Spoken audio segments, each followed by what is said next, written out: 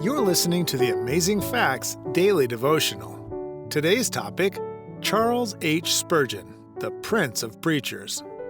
In January 1892, the city of London, England, was plunged into mourning. Charles Haddon Spurgeon, a preacher not yet 60 years old, had died, months after giving his last sermon. When Spurgeon's body lay in repose at the Metropolitan Tabernacle Church, a 5,600-seat edifice that would be called a megachurch today, for 3 days, 60,000 mourners streamed in to pay their respects. As his 2-mile-long funeral procession wound its way through the streets, 100,000 stood in solemn respect. Even the pubs were closed that day. All this for a Christian preacher. Imagine that. But Spurgeon was no mere sermonizer.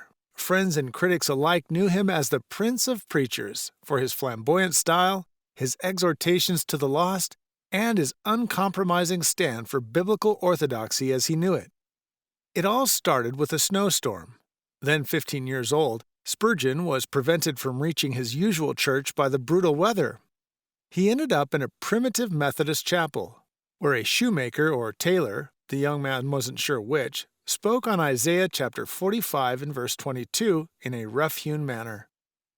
"My dear friends, this is a very simple text indeed," the speaker declared. He added, "It says, 'Look.'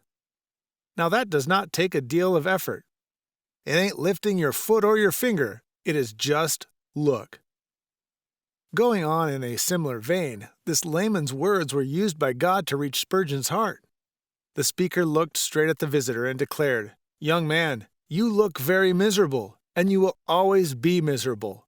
Miserable in life and miserable in death, if you do not obey my text. But if you obey now, this moment, you will be saved." Spurgeon heeded the man's call, looked to Jesus Christ, and his life was forever changed. Within a year, he was preaching in his own part of the country. Not yet 20, he was invited to do 6 months of preaching at a 232-member congregation in London. He went to the capital and never left. A preacher to thousands, newspapers in Britain and America reprinted his sermons. Spurgeon's impact on ministry is still felt today with wide distribution of his commentaries. Although chronic illness led to his death before the age of 60, Charles Spurgeon's reach extended far beyond his base in London and beyond his lifetime. Is there a verse or sermon that made a difference in the direction of your life? Share it with someone. It could help them more than you know. Our key Bible text today comes from Isaiah chapter 45 and verse 22. "Look unto me, and be ye saved, all the ends of the earth, for I am God, and there is none else." Thank you for listening to the Amazing Facts Daily Devotional.